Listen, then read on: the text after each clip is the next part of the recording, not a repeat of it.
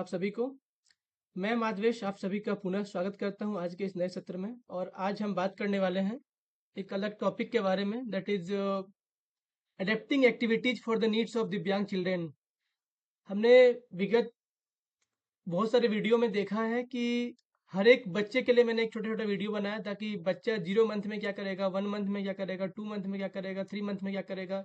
और इस प्रकार करते करते हमने 36वें माह तक के वीडियो आपको सामने प्रस्तुत किया है, ताकि आप उस कैटेगरी के बच्चों को आप मदद कर पाएंगे कि कौन सी एक्टिविटी करें ताकि उनका बच्चा का ब्रेन अच्छे से स्टिमुलेट कर पाए और बच्चा का ग्रोथ प्रॉपर्ली हो पाए। परंतु आगे बढ़ने से पहले मैं रिक्वेस्ट करना चाहूँगा आप सभी से कि आप यदि मेरे चैनल पे नए हैं तो कृपया सब्सक्राइब कर लीजिए, ताकि नित्य ऐसे ऐसे कंटेंट मैं आपके सामने लाता रहूं और आप सभी का आशीर्वाद मुझे मिलता रहे।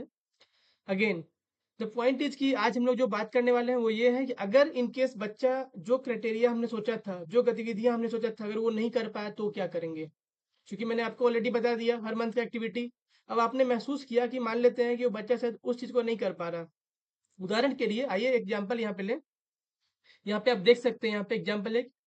At 14 months, a child may be unable to perform activities recommended for them in the activity calendar, such as hide and seek, due to their inability to walk without support. एक बच्चा 14 महीने का है और उसे हाइड एंड सीक अर्थात लुका छिपी का खेल करना था अपने माँ बापा के साथ में, मान लेते हैं। लेकिन वो बच्चा नहीं कर पा रहा है बिकॉज क्योंकि उसका जो है वॉक करने का जो कैपेसिटी है, कैपेबिलिटी है, वो नहीं अभी तक सपोर्ट हो पाया फुल्ली। तो हम क्या करेंगे, तो उसके लिए क्या है कि हम उसको अडेप्ट करेंगे। अडेप्ट करने का मतलब क्या है कि हम वैसे एक्टिविटी को लेके आए जो वो बच्चा अफोर्ड कर सकता हो। अर्थात यहाँ पे आप देखें एडेप्टेशन में, आइए पढ़ के देखें।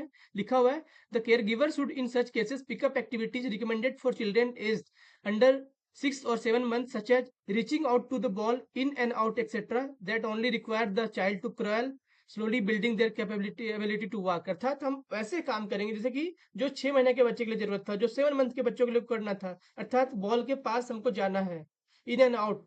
इस तरह की एक्टिविटी को जब आप करेंगे तो क्या होगा, वो बच्चा जो जिस चीज में कमजोर था उस चीज के प्रति थोड़ा थोड़ा वर्कआउट कर पाएगा और वो अडॉप्ट कर करके धीरे धीरे आगे बढ़ पाएगा। क्योंकि आप जानते हैं कि जो हमारा जो बच्चे जो दिव्यांग चिल्ड्रेन है वो अलग अलग तरीके के हो सकते हैं। कुछ जैसे कि यहाँ पे लिखा हुआ है विजुअल ऑडिटरी कैनेस्थेटिक अप्रोच के लिए जरूरत पड़ेगा, कुछ किन्हीं को जरूरत पड़ेगा स्पीकिंग का, किन्हीं को जरूरत पड़ेगा बॉडी मूवमेंट का, हैंड एंड बॉडी मूवमेंट का, किन्हीं को जरूरत पड़ेगा मतलब शोइंग पिक्चर्स का। तो अलग अलग पैटर्न के लिए आपको अलग अलग एक्टिविटी करना पड़ेगा। तो क्या है कि अगर हम पहले से अगर देख लें, हम समझ लें एग्जाम्पल को देख करते और उसको अगर कैच आउट कर लेते अगर है कि बच्चा किस कैटेगरी में पिछड़ रहा है, तो हमको बेसिकली उस तरह के एक्टिविटी को साथ में लाना पड़ेगा। और आप सभी जो मेरा वीडियो उसको देखेंगे तो ऑटोमेटिकली आप रिलेट कर पाएंगे और वैसे एक्टिविटी को आप लेकर के जाएंगे। दूसरा एग्जाम्पल जो मैं यहाँ पे और देना चाह रहा था, यहाँ पे यह लिखा हुआ है, देखिए एग्जाम्पल। 20 से 25 महीने में जो एक बच्चा है unable to talk yet may not be able to take part in activities recommended for them in the calendar such as talking on the phone. अर्थात हो सकता है कोई बच्चा अगर बोलने में अगर कठिनाई हो रही होगी, तो 20-25 महीने में बच्चे को बहुत अच्छे से बोल लेना चाहिए था और उसको talking with the phone example का सेट करके उसको एक्टिविटी करना चाहिए था, बट नहीं कर पाया सपोज किसी कारणवश से। तो क्या करेंगे उस केस में, क्या करेंगे, आपको एग्जाम्पल दिया जा रहा है एडेप्टेशन के लिए। यहाँ पे the care giver should in such cases pick up activities prescribed for a 1 year old child in the calendar that only require them to return gestures. अर्थात ऐसे काम कर जिसमें जेस्चर्स को, अर्थात मेरा जो मुस्कुराना है, इमोशन है, जैसे कि कॉपिंग एक्शन करना, मैंने हंस के दिखाया तो बच्चा भी हंस के दिखाया, मैंने रो के दिखाया तो बच्चा भी रो के दिखाया। हाइड एंड डिस्कवर, कुछ ऐसे ही लुका छिपी टाइप करके कुछ छिपा के, कोई चीज मैंने छिपा लिया फिर दिखा दिया वो चीज को, उस तरह से।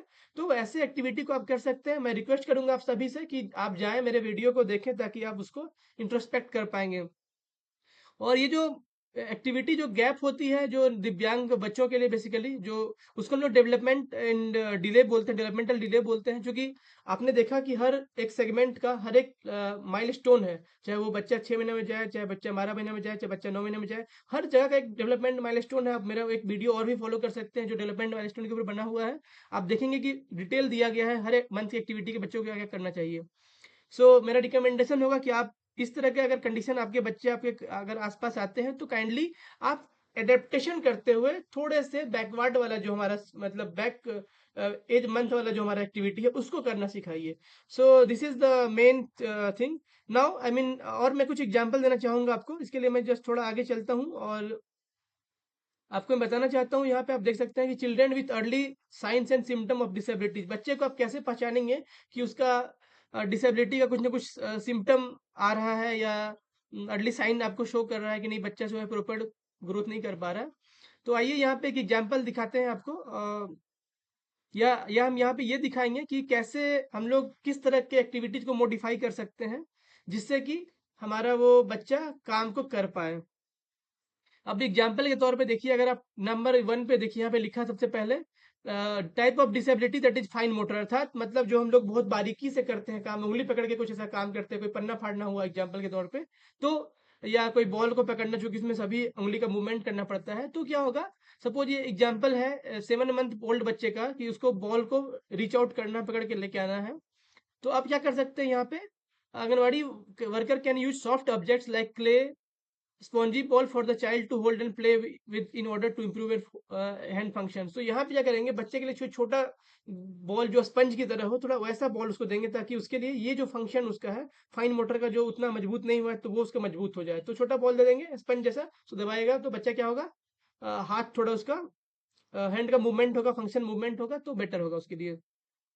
The next that is vision impairment, अर्थात यहाँ पर है कि बच्चे का जो थोड़ा विजन का जो है उसमें कुछ थोड़ा सा दिक्कत है, दोष है, तो इसके लिए क्या कर सकते हैं, जैसे कि जो करना चाहिए था उसको, hand hold exploration recommended for a 12 month old child, अर्थात हाउस होल्ड का वो एक्सप्लोर कर सकता है, सामान को समझ सकता है, हाउस होल्ड में क्या क्या चीजें हैं नहीं है उसको एक्सप्लोर कर सकता है। लेकिन अब क्या होगा, इसमें क्या होगा कि अगर बच्चे चूंकि उसको नहीं देख पा रहे, तो बच्चे को हमको बोल के कराना है, जैसे कि यहाँ लिखा है, the care giver can describe the house verbally in as much detail as possible so that stimulate the remaining senses, ताकि बच्चा और सेंस समझ पाए। बच्चा को सकता है आंख अच्छा से काम नहीं कर रहा हो, लेकिन वो सुन पाए, यस ये मेरा डब्बा है, ये मेरा घर का मेरा बर्तन है, ये मेरे घर का कुछ अलग चीज है, तो उस तरह से उसको मदद मिल पाएगा। नेक्स्ट है दैट इज हियरिंग इम्पावरमेंट, अर्थात हियरिंग का मतलब है मेरे सुनने में कुछ दोष है, दैट इज मान लीजिए फॉलोइंग इंस्ट्रक्शन, जो यहाँ पे एग्जाम्पल दिखा हुआ है, ये एक्चुअली होना चाहिए था, उसके द्वारा करना चाहिए था बच्चे को, कि वो फॉलोड इंस्ट्रक्शन करता है। अगर माँ ने कुछ बोला कि चलो यहाँ जाओ, तो वहां जाता है, माँ बोलती है कि तुम बैठ जाओ, तो बैठ जाता है, माँ बोलती है उठ जाओ, तो उठ जाता है, लेकिन वो नहीं कर पा रहा सपोज, तो इस केस में क्या करेंगे, हम ऐसे काम को करेंगे जो थोड़ा उसको मतलब